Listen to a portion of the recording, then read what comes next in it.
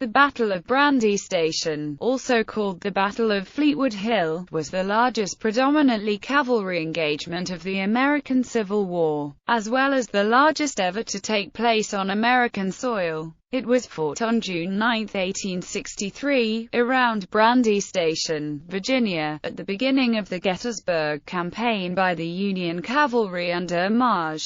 Gen. Alfred Pleasonton against Maj. Gen. J.E.B. Stuart's Confederate cavalry. Pleasonton launched a surprise dawn attack on Stuart's cavalry at Brandy Station. After an all-day fight in which fortunes changed repeatedly, the Federals retired without discovering Gen. Robert E. Lee's infantry camped near Culpeper. This battle marked the end of the Confederate cavalry's dominance in the East. From this point in the war, the Federal cavalry gained strength and confidence. Background: the Confederate Army of Northern Virginia streamed into Culpeper County, Virginia, after its victory at Chancellorsville in May 1863. Under the leadership of Gen. Robert E. Lee, the troops massed around Culpeper preparing to carry the war north into Pennsylvania. The Confederate Army was suffering from hunger and their equipment was poor. Lee was determined to strike north to capture horses, equipment, and food for his men. His army could also threaten Philadelphia, Baltimore, and Washington, and encourage the growing peace movement in the North. By June 5, two infantry corps under Lt.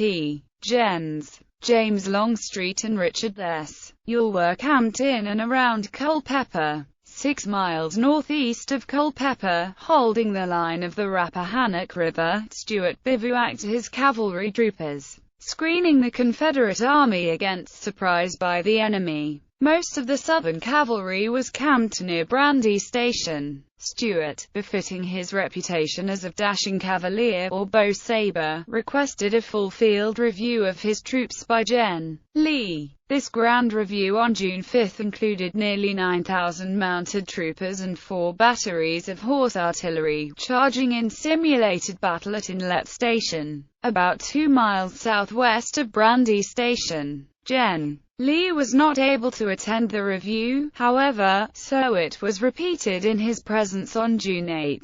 Although the repeated performance was limited to a simple parade without battle simulations. Despite the lower level of activity, some of the cavalrymen and the newspaper reporters at the scene complained that all Stuart was doing was feeding his ego and exhausting the horses. Lee ordered Stuart to cross the Rappahannock River the next day and raid Union forward positions, screening the Confederate Army from observation or interference as it moved north. Anticipating this imminent offensive action, Stuart ordered his tired troopers back into bivouac around Brandy Station, opposing forces and Pleasonton's plan. Around Brandy Station, Stuart's force of about 9,500 men consisted of 5 cavalry brigades, commanded by Brig. Gens. Wade Hampton, W.H.F. Rooney, Lee, Beverly H. Robertson, and William E. Grumble, Jones, and Colonel Thomas T. Manford, plus the 6 battery Stuart Horse Artillery, commanded by Major Robert F. Beckham. Unknown to the Confederates, 11,000 Union men had massed on the other side of the Rappahannock River. Maj.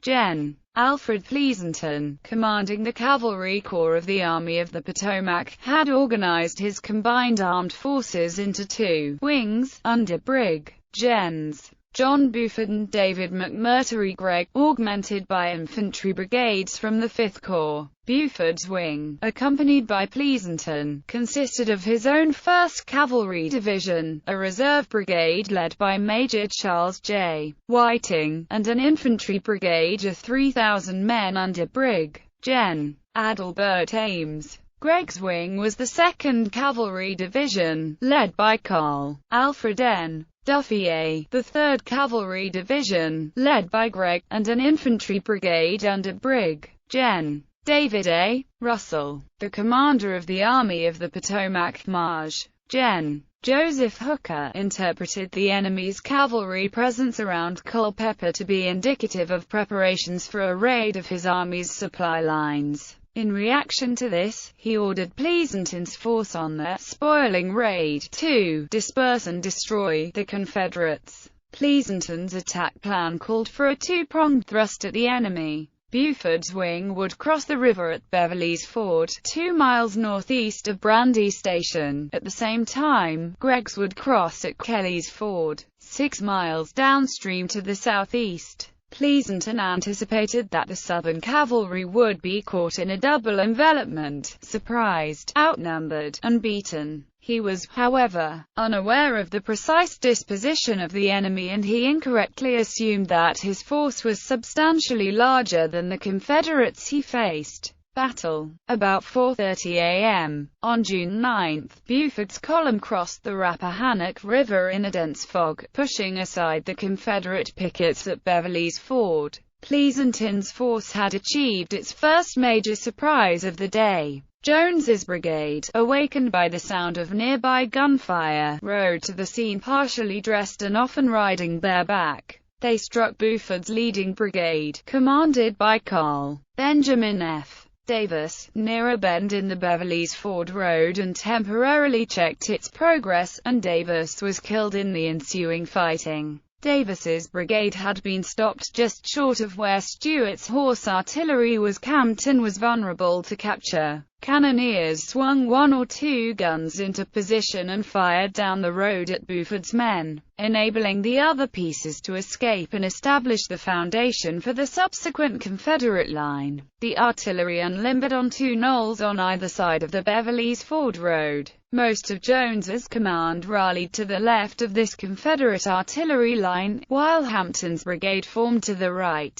The 6th Pennsylvania Cavalry unsuccessfully charged the guns at St. James Church, suffering the greatest casualties of any regiment in the battle. Several Confederates later described the 6th charge as the most brilliant and glorious cavalry charge of the war. Buford tried to turn the Confederate left and dislodge the artillery that was blocking the direct route to Brandy Station. However, Rooney Lee's brigade stood in his way, with some troops on U Ridge and some dismounted troopers positioned along a stone wall in front. After sustaining heavy losses, the Federals displaced the Confederates from the stone wall. Then, to the amazement of Buford's men, the Confederates began pulling back. They were reacting to the arrival of Gregg's Union cavalry division of about 2,800 men, which was the second major surprise of the day. Gregg had intended to cross at Kelly's Ford at dawn, in concert with Buford's crossing at Beverly's,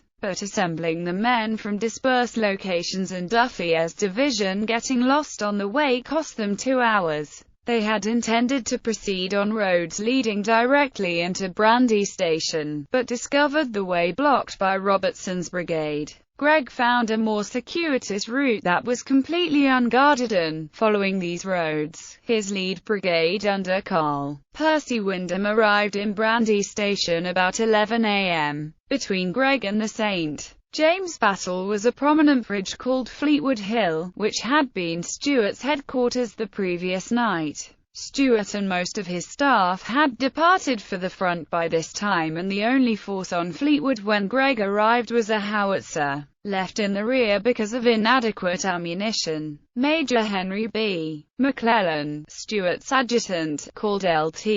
John W. Carter and his gun crew to ascend to the crest of the hill and go into action with the few shells available, as he sent an urgent request to Stuart for reinforcements. Carter's few shots delayed the Union advance as they sent out skirmishers and returned cannon fire. When Wyndham's men charged up to the western slope of Fleetwood and neared the crest, the lead elements of Jones's brigade, which had just withdrawn from St. James Church, rode over the Crown. Gregg's next brigade, led by Colonel Judson Kilpatrick, swung around east of Brandy Station and attacked up the southern end and the eastern slope of Fleetwood Hill, only to discover that their appearance coincided with the arrival of Hampton's brigade. A series of confusing charges and countercharges swept back and forth across the hill. The Confederates cleared the hill for the final time. capturing 3 guns and inflicting 30 casualties among the 36 men of the 6th New York Light Artillery, which had attempted to give close-range support to the Federal cavalry. Col. Duffier's small 1,200-man division was delayed by 2 Confederate regiments in the vicinity of Stevensburg and arrived on the field too late to effect the action. While Jones and Hampton withdrew from their initial positions to fight at Fleetwood Hill, Rooney Lee continued to confront Buford, falling back to the northern end of the hill. Reinforced by Fitzhugh Lee's brigade,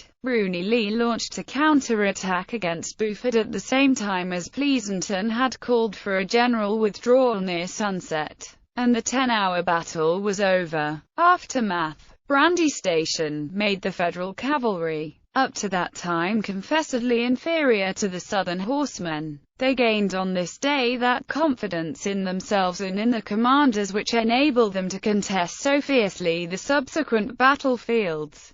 Major Henry B. McClellan, Stuart's adjutant. Union casualties were 907, Confederate losses totaled 523. Some 20,500 men were engaged in this, the largest, predominantly cavalry battle to take place during the war. Among the casualties was Robert E. Lee's son, Rooney, who was seriously wounded in the thigh. He was sent to Hickory Hill, an estate near Hanover Courthouse, where he was captured on June 26. Stuart argued that the battle was a Confederate victory since he held the field at the end of the day and had repelled Pleasonton's attack. The Southern press was generally negative about the outcome. The Richmond Enquirer wrote that Gen. Stuart has suffered no little in public estimation by the late enterprises of the enemy. The Richmond Examiner described Stuart's command as puffed-up cavalry that suffered the consequences of negligence and bad management. Subordinate officers criticized Pleasonton for not aggressively defeating Stuart at Brandy Station. Marge.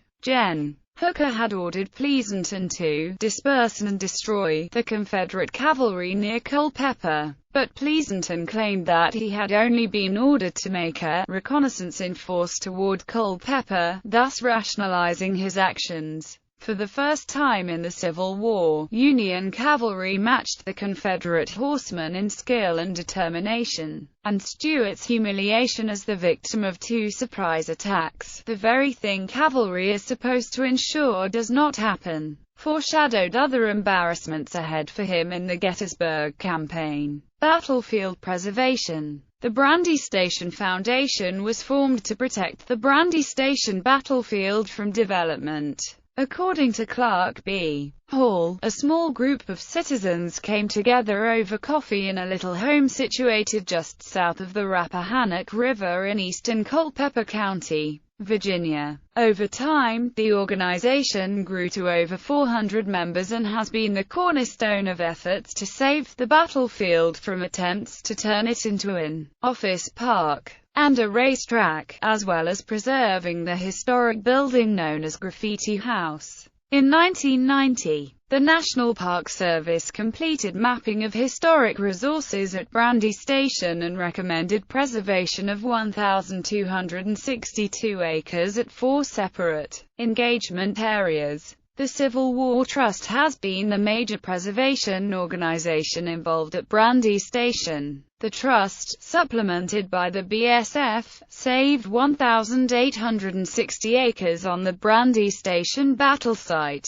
In 2003, this led to the opening of Brandy Station Battlefield Park, which interprets the history of the site. This work has prevented a number of commercial enterprises from infringing on the battleground, including a proposed Formula One racetrack in the late 1990s. In 2013, the Trust achieved a major preservation success by purchasing a 61-acre tract at Fleetwood Hill, site of a number of significant cavalry charges during the battle. Nancy C. James, former rector of Christ Church, Brandy Station and nearby Emmanuel Church, Rapidan, wrote a book describing some of the parish and civic unrest during the 1990 era, a development controversy. which included reburying at least one previously unidentified Civil War soldier whose original coffin had been made from pews of the destroyed church.